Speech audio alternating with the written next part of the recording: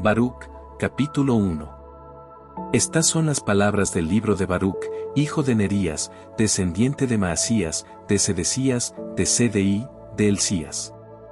Lo escribió en Babilonia el año quinto, el día 7 del mes, desde que los caldeos se apoderaron de Jerusalén y la incendiaron. Baruc leyó las palabras de este libro en presencia de Jeconías, hijo de Joaquín, rey de Judá, y delante de todo el pueblo que acudía a oírlas. Estaban todos los personajes de la familia real, los ancianos y el pueblo, desde el más pequeño hasta el más grande, cuantos habitaban en Babilonia junto al río Sud. Entonces lloraron, ayunaron y rezaron e hicieron una colecta de dinero, de acuerdo a las posibilidades de cada uno. Enviaron a Baruc a Jerusalén, hacia Joaquín, hijo de Elcías, hijo de Salón, sacerdote, a los sacerdotes y a todo el pueblo que se hallaba con él en Jerusalén. Antes de partir, el día 10 del mes de Siván, había tomado los vasos del templo del Señor que habían sido robados, para devolverlos a la tierra de Judá. Eran los vasos de plata que había hecho Sedecías, hijo de Josías, rey de Judá, cuando Nabucodonosor, rey de Babilonia, aprisionó a Jeconías y a los príncipes, a todos los ricos y al pueblo y los llevó de Jerusalén a Babilonia. Y les dijeron, les mandamos dinero para que compren holocaustos y ofrendas por el pecado e incienso, y para que ofrezcan sacrificios en el altar del Señor nuestro Dios, rueguen por la vida de Nabucodonosor, rey de Babilonia, y por la vida de Baltasar, su hijo, para que en todo tengan éxito. Así el Señor nos concederá a nosotros fortaleza y salud, viviremos bajo la protección de Nabucodonosor, rey de Babilonia, y de su hijo Baltasar, los serviremos por largo tiempo y nos tratarán bien. Rueguen también por nosotros al Señor, nuestro Dios, porque lo hemos ofendido y hasta el día de hoy el enojo y la cólera del Señor no se han apartado de nosotros. Finalmente, lean este libro que les mandamos para que sea leído en el templo del Señor en día de fiesta y en los días que conviene. Dirán, que todos reconozcan la justicia del Señor, nuestro Dios. En cambio, a nosotros nos corresponde la vergüenza y también a los habitantes de Judá y de Jerusalén, a nuestros reyes y nuestros príncipes, a nuestros sacerdotes, nuestros profetas y nuestros padres, porque hemos pecado delante del Señor. Le hemos desobedecido, no hemos escuchado su voz ni hemos caminado de acuerdo con las órdenes que el Señor nos puso delante. Desde el día en que el Señor sacó a nuestros padres de Egipto hasta hoy, hemos sido desobedientes con Él y nos hemos rebelado en vez de escuchar su voz. Por eso nos sobrevinieron calamidades y la maldición que el Señor dijo a su siervo Moisés el día que sacó a nuestros padres de Egipto para darnos una tierra que destila leche y miel. Vivimos entre desgracias hasta el día de hoy. No escuchamos la voz del Señor, según lo que decían los profetas que nos envió, y todos nos fuimos, según las inclinaciones de nuestro perverso corazón, a servir a otros dioses y a hacer lo que desagrada al Señor.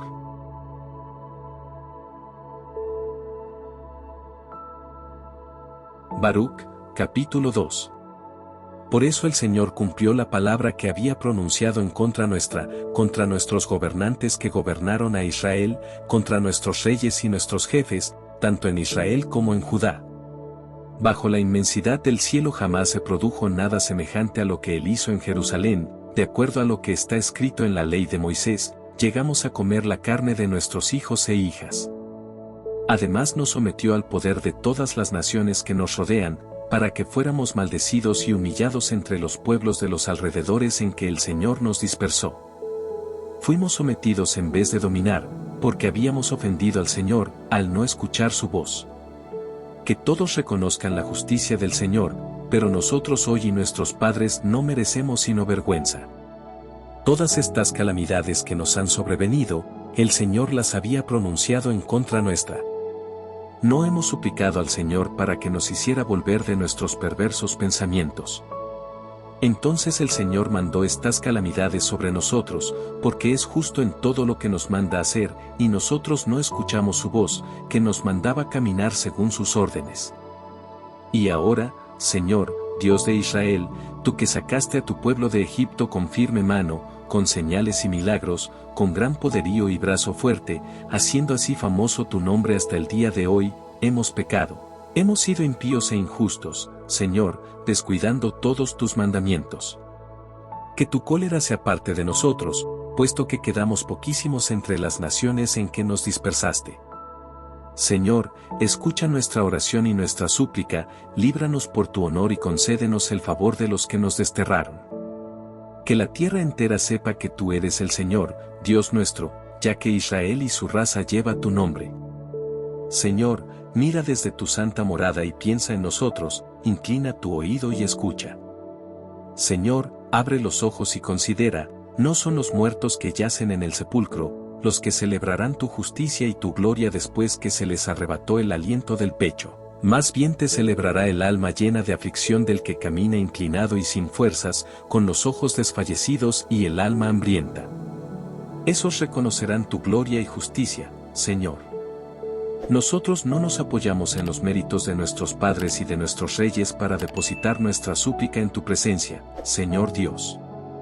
Porque tú mandaste sobre nosotros tu cólera y tu furor, como lo habías declarado por el ministerio de tus servidores los profetas, en estos términos. Así habla el Señor, sométense y sirvan al rey de Babilonia, entonces permanecerán en el país que di a sus padres. Pero si ustedes no escuchan la invitación del Señor de servir al rey de Babilonia, haré cesar en las ciudades de Judá y en Jerusalén el canto de gozo y de alegría, el canto del esposo y de la esposa, y todo el país llegará a ser una desolación, sin habitantes. Pero nosotros no escuchamos tu invitación de servir al rey de Babilonia, entonces tú cumpliste las palabras que habías pronunciado por ministerio de tus siervos los profetas. Los huesos de nuestros reyes y los de nuestros padres serían sacados de su lugar. Y fueron expuestos al calor del día y al frío de la noche, después que murieron en medio de terribles miserias, hambre, espada y peste. Y de esta casa que lleva tu nombre tú hiciste lo que hoy vemos, a causa de la maldad de la gente de Israel y de la gente de Judá.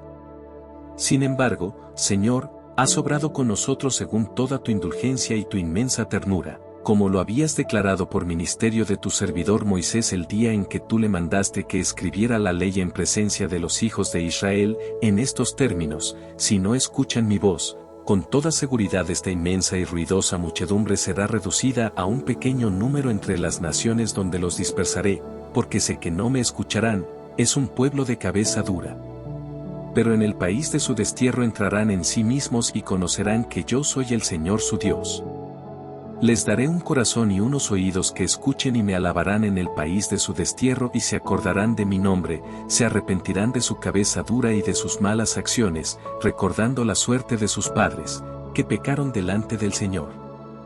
Entonces los devolveré al país que con juramento prometí a sus padres, Abraham, Isaac y Jacob, y lo poseerán, ahí los multiplicaré y ya no serán disminuidos, con ellos estableceré una alianza eterna. Seré su Dios y ellos serán mi pueblo. Yo no arrojaré más a mi pueblo Israel del país que les di.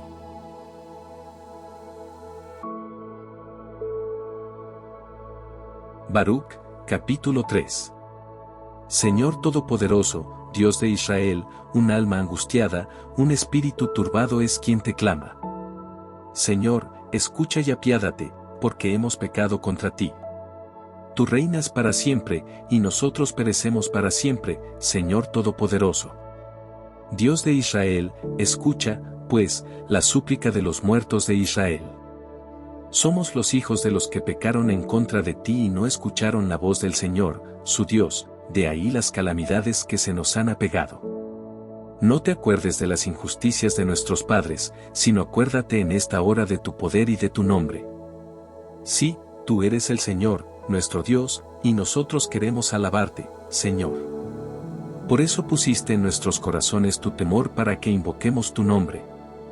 Queremos alabarte en nuestro destierro, ya que hemos alejado de nuestro corazón toda la malicia de nuestros padres que pecaron delante de ti. Aquí estamos, todavía hoy, en este destierro en que nos dispersaste para ser despreciados, maldecidos y condenados, después de todas las faltas de nuestros padres que se alejaron del Señor Dios nuestro. Escucha, Israel, los mandatos de la vida, pon atención para que puedas discernir.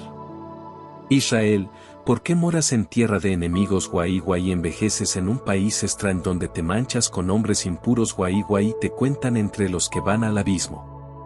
Es que dejaste la fuente de la sabiduría. Si hubieras seguido el camino de dioses sería la paz tu morada para siempre.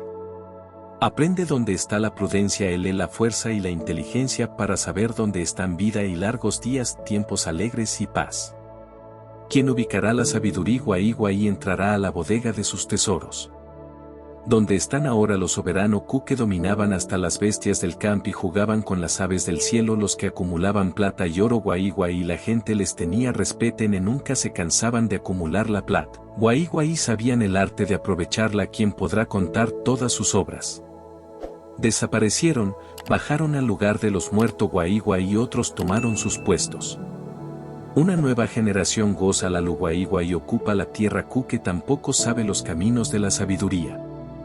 No han encontrado su sendero, ahí han dado con ella. Guaí sus hijos se han extraviado.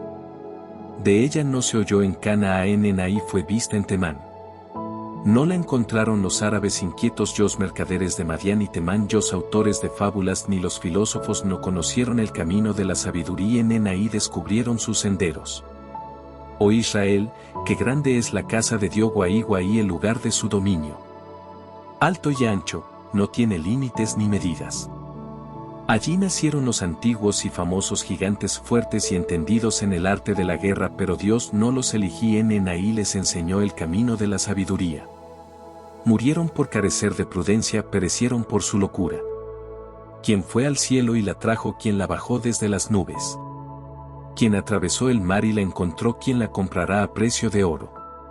No hay quien conozca su camino, nadie imagina sus senderos. La conoce el que todo lo sabe, él la descubrió con su inteligencia y el que arregló la tierra para siempre. Guaí la llenó de animales. El que envía la luz, y la luz llega, el que la llama y vuelve temblorosa, por él se enciendan los astros, llenos de gozo. Guaí cada uno en su puesto vela sobre la noche. Los llama él y responden, aquí estamos. Guaí brillan alegres a su Creador. Este es nuestro Dios, ningún otro se puede comparar a él. Recorrió todos los caminos de la ciencia. Guaí se la dio a su servidor Jacob, a los hijos de Israel, sus predilectos. Después apareció la sabiduría en la tierra. Guaí vino a convivir con los hombres.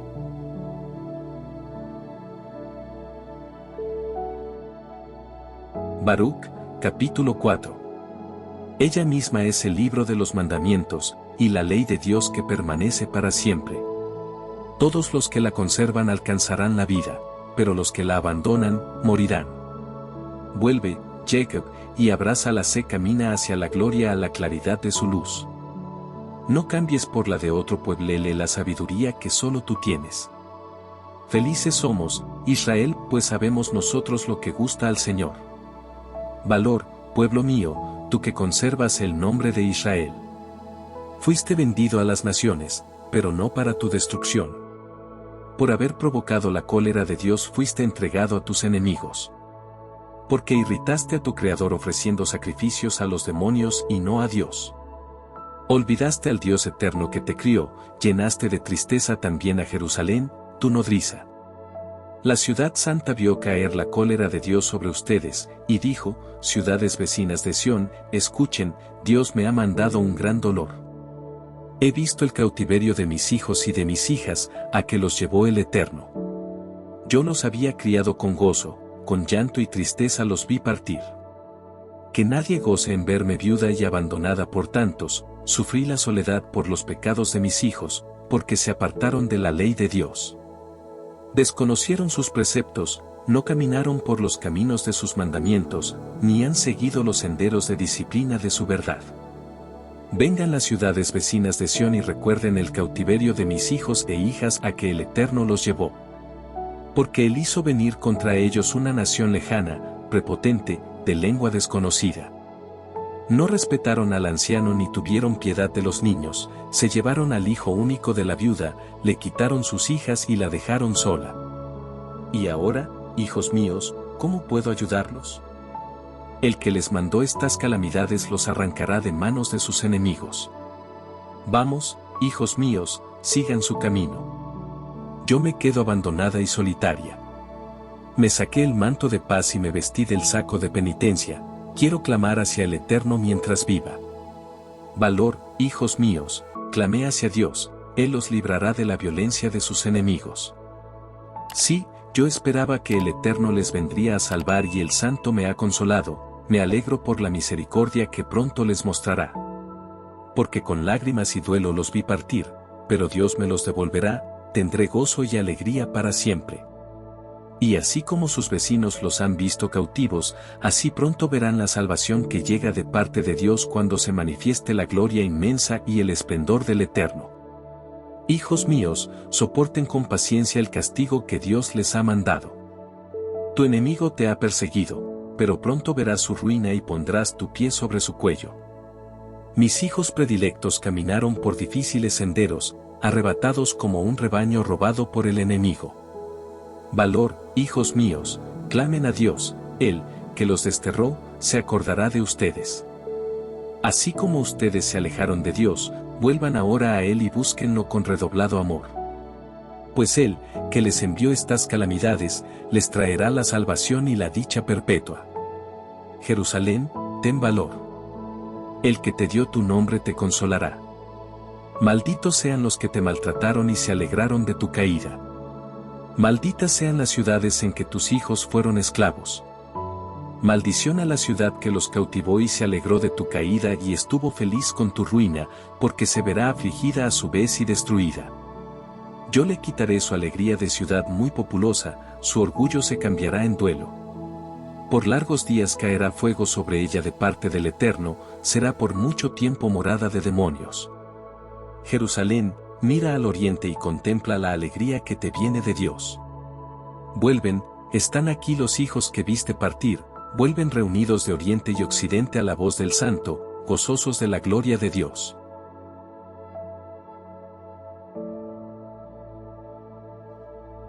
Baruc, capítulo 5. Jerusalén, quítate tu vestido de duelo y desdicha y vístete para siempre con el esplendor de la gloria de Dios. Reviste cual un manto la justicia de Dios, ponte como corona la gloria del Eterno, porque Dios mostrará tu grandeza a todo lo que hay bajo el cielo. Dios te llamará para siempre, paz en la justicia y gloria en el temor de Dios. Levántate, Jerusalén, ponte en lo alto, mira al oriente y ve a tus hijos reunidos del oriente al poniente por la voz del Santo, felices porque Dios se acordó de ellos.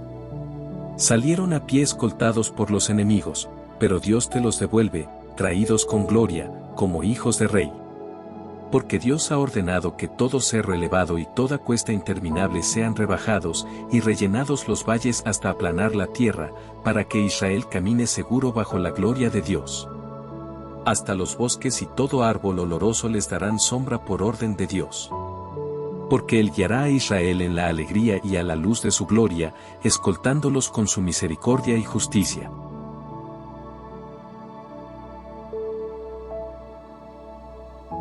Baruc, capítulo 6. Por los pecados que han cometido en la presencia de Dios, serán llevados cautivos a Babilonia por Nabucodonosor, rey de los babilonios. Llegados, pues, a Babilonia, estarán allí muchísimos años y por muy largo tiempo, hasta 7 generaciones, después cual los sacaré de allí en paz. Ahora bien, ustedes verán en Babilonia dioses de oro, de plata, de piedra y de madera, llevados a hombros, que causan un temor respetuoso a las gentes. Guárdense, pues, ustedes de imitar lo que hacen los extranjeros, de modo que vengan a temerlos. Cuando vean, pues, detrás y delante de ellos la turba que los adora, digan allá en su corazón, oh Señor, solo a ti se debe adorar. Porque mi ángel está con ustedes y yo mismo tendré cuidado de sus almas. Puesto que la lengua de los ídolos fue pulida por el artífice, son un mero engaño, e incapaces de poder hablar aunque estén dorados y plateados. Y al modo que se hace un adorno para una muchacha que gusta engalanarse, así, echando mano del oro, los adornan con esmero. A la verdad, los dioses de ellos tienen puestas en la cabeza coronas de oro, oro que, después, juntamente con la plata, les arrebatan los sacerdotes a fin de gastarlo para sí mismos y aún lo hacen servir para engalanar a los prostitutas de su casa. Visten a estos dioses como a hombres, aunque son de oro, plata y madera, pero estos dioses no saben librarse del orín ni de la polilla. Y después que los han revestido de púrpura, les limpian el rostro con motivo del muchísimo polvo que hay en sus templos. Tiene también el ídolo un cetro en la mano, como lo tiene el que gobierna el país, mas él no puede quitar la vida al que lo ofende. Tiene igualmente en la mano la espada y el hacha, pero no se puede librar a sí mismo de la guerra ni de los ladrones, por todo lo cual pueden ver que no son dioses. Por eso no tienen que temerlos, porque los tales dioses son como una vasija hecha pedazos, que para nada sirve. Una vez colocados en un templo, sus ojos se cubren luego del polvo que levantan los pies de los que entran. Y al modo que encierran detrás de muchas puertas al que ofendió al rey, como se practica con un muerto que se lleva al sepulcro, así los sacerdotes aseguran las puertas con cerraduras y cerrojos para que los ladrones no despojen a sus dioses. Encienden también delante de ellos lámparas, incluso más numerosas que para sí mismos, pero no pueden ver ninguna de ellas. Estos dioses son como las vigas de una casa que están roídas por dentro. La polilla se los come a ellos y sus vestiduras sin que ellos se den cuenta. Negras se vuelven sus caras con el humo que hay en su casa. Sobre su cuerpo y sobre su cabeza vuelan las lechuzas, las golondrinas y otras aves, y también los gatos andan sobre ellos. Por donde pueden conocer que no son dioses, y, por lo mismo, no los teman. Además de esto, si el oro que tienen como adorno no lo limpia alguno del orín, ya no relucirá. Ni aun cuando los estaban fundiendo sintieron nada. Y a pesar de que no hay en ellos espíritu alguno, fueron comprados a gran precio. Son llevados a hombros, ya que no tienen pies, demostrando así a los hombres su vergonzosa impotencia. Avergonzados sean también los que los adoran. Por eso, si caen a tierra no se levantan por sí mismos, ni por sí mismos se echarán a andar si alguno los pone de pie, y les tienen que poner delante las ofrendas como a los muertos. Estas ofrendas las venden y aprovechan sus sacerdotes, también sus mujeres las salan y no dan nada de eso al enfermo ni al mendigo. Las mujeres embarazadas y las que están impuras por sus reglas comen los sacrificios de ellos. Conociendo, pues, por todas estas cosas que no son dioses, no tienen que temerlos. ¿Mas por qué los llaman dioses? Las mujeres presentan dones a esos dioses de plata, de oro y de madera. Los sacerdotes están sentados en los templos de ellos, llevando rasgadas sus túnicas y rapado el cabello y la barba, y con la cabeza descubierta, y rugen dando gritos en la presencia de sus dioses, como se practica en un banquete fúnebre. Con los vestidos que quitan a sus ídolos visten a sus mujeres y a sus hijos. Y aunque a los ídolos se les haga algún bien, no pueden premiar o castigar en ningún caso. No pueden poner a un rey ni quitarlo. Y tampoco pueden dar riquezas, ni siquiera una monedita. Si alguno les hace un voto y no lo cumple, ni de esto se quejan. No pueden librar a un hombre de la muerte ni amparar al débil contra el poderoso. No restituyen la vista a ningún ciego ni sacarán de la miseria a nadie.